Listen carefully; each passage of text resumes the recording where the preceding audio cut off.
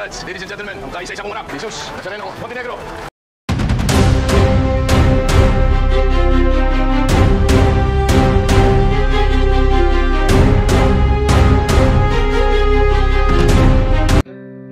Dito nga ay nakauwi na si Marites at nagulat ito sa itsura ng bahay nila at tinawag agad ni David itong si Rigor, at nang lumabas ito agad nito tinanong si Marites kung paaw ito nakalabas at agad naman sinagot ni David na si Ramon Montenegro daw. Ang nagpalaya dito wala nang iba kaya galit na galit si Rigor at sinaktan itong si Marites. Ay natin! Tay! Dito si nanay! Paano ka nakalaya? Nasa nanay mo! Wala kayong matutulong dyan kundi si Ramon Montenegro, tay! Hayop lang ka! Sinasaktan ang anak ko!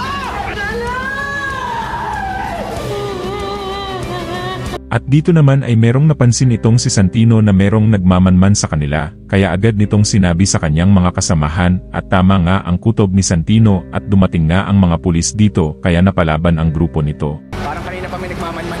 Siguraduhin ninyo hindi sila mawawala sa paningin nyo. Kailangan natin umalis! Yung mga parak na parating! Paano ka ba? Huli ka na!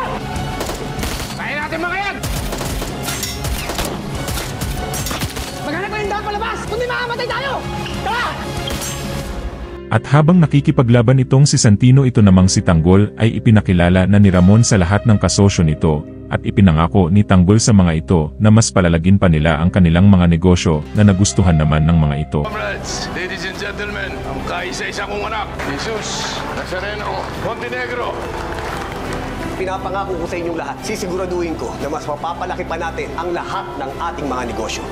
Dito nga balak barilin ng isa sa mga kasosyo nila Ramon ang kaibigan ni Tanggol, buti na lang ay agad itong dumating at inagaw ito. Dito naman ay pinigilan siya ni Ramon dahil sinabi nito na hindi sila kaaway at sinabi din ni Tanggol na wala itong pakialam kung sino pa ang mga ito dahil sa oras na nakantiin ang mga kaibigan nito ay tabla-tabla na. Yabang mo. Kung lang ulo mo pa sa bubing ko. Gumamang ba rin? Hindi siya kaaway. Congressman Miguelito Guerrero yan. Wala akong pakialam kahit sino pa sila. Kapag kinanti nila mga kaibigan ko, tabla-tabla kami.